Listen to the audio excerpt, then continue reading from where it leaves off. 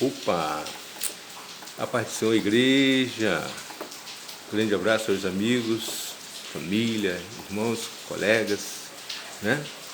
Bom, eu queria deixar uma reflexão com vocês na tarde de hoje.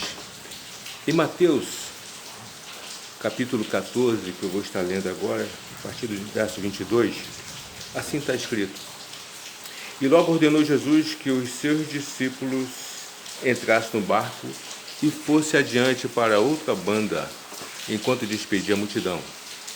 E, despedida a multidão, subiu ao monte para orar à parte. E, chegado já tarde, estava ali só. E o barco estava já no meio do mar, açoitado pelas ondas, porque o vento era contrário. Mas, à quarta vigília da noite, dirigiu-se Jesus para eles, caminhando por cima do mar. E os discípulos, vendo-o caminhar sobre o mar, assustaram-se, dizendo: É um fantasma. E gritaram com medo. Jesus, porém, lhes falou logo, dizendo: Tende bom ânimo, sou eu, não temais. E respondeu-lhe Pedro e disse: Senhor, se és tu, manda-me ir ter contigo por cima das águas. Ele disse: Vem. E Pedro, descendo do barco, andou sobre as águas para ir ter com Jesus. Mas, sentindo o vento forte, teve medo.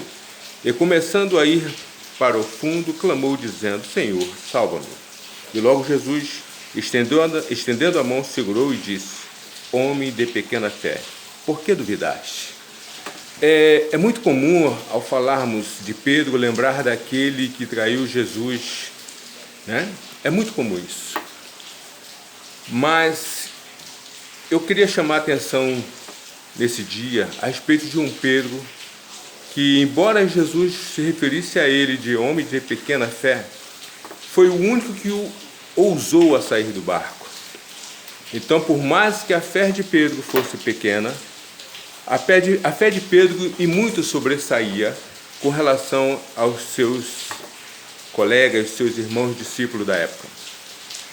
É interessante a gente perceber isso.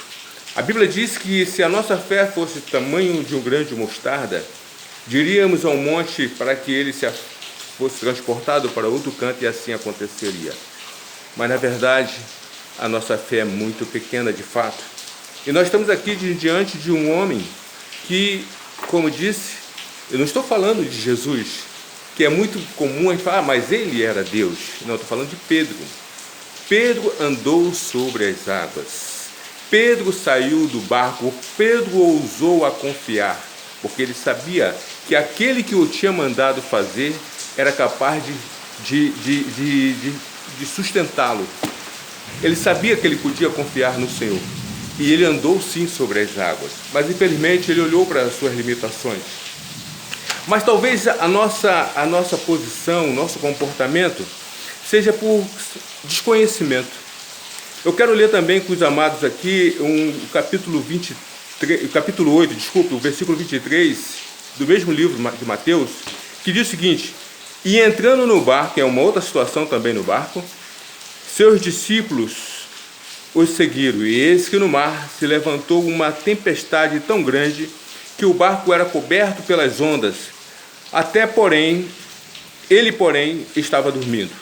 Ele, Jesus. E os seus discípulos, aproximando-se, o despertaram, dizendo: Senhor, salva-nos, que perecemos. E ele disse-lhe: Por que temeis, homens de pequena fé?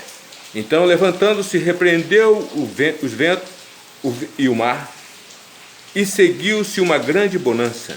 E aqueles homens se maravilharam, dizendo: Que homem é este, que até o vento e o mar lhes obedecem? Talvez aqui esteja a explicação da nossa pequena fé, porque nós não sabemos quem é Deus. Talvez esteja aqui. Que homem é este? São os discípulos que se dirigem, que usam essa expressão. Que homem é este? Mesmo tendo caminhado com ele, mesmo tendo visto tantas maravilhas que ele já tinha feito, mas eles não sabiam quem era Jesus. Que homem é este, que até o mar, o vento, lhes obedecem? Muitas vezes nós temos confiado em homem, muitas vezes temos confiado na nossa própria força.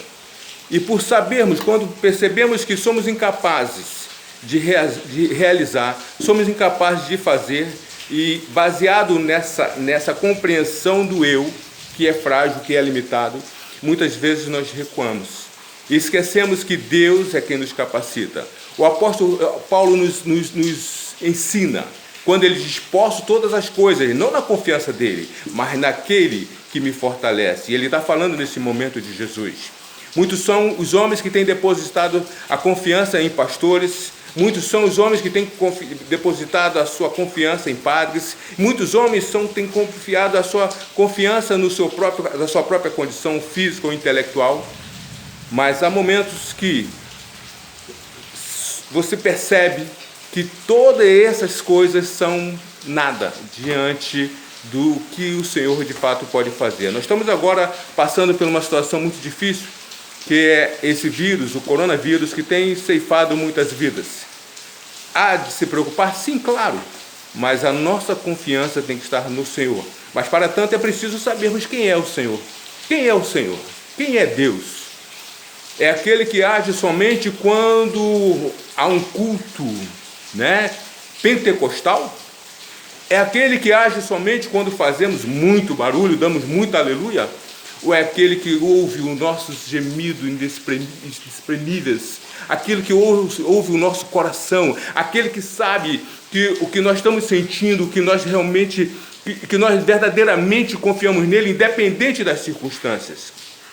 Porque o que eu tenho visto são pessoas que, diante de culto, por exemplo, diante de situações em que A ou B possa trazer uma palavra de incentivo, de ânimo, e essas pessoas saem dali muito fortalecidas.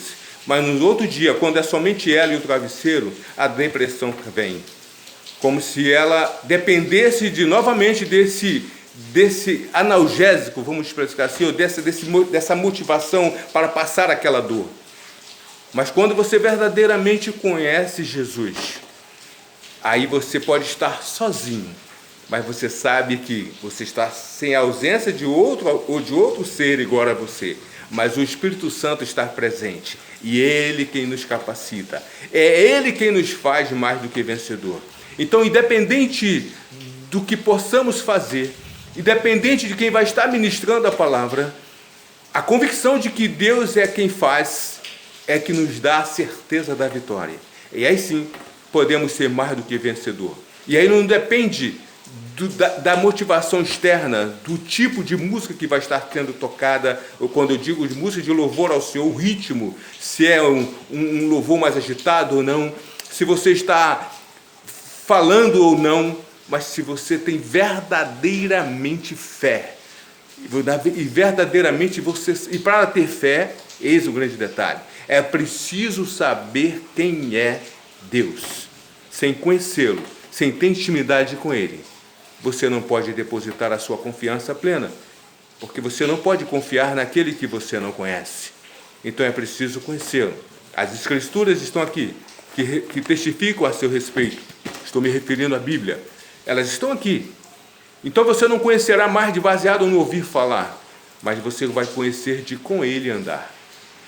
Que Deus nos abençoe e que nós possamos verdadeiramente aprender mais de Deus e saber que todo momento Ele está com os braços abertos, esperando nos depositar a nossa confiança nele. Porque a Bíblia nos adverte que sem fé é impossível agradar a Deus, e que nós possamos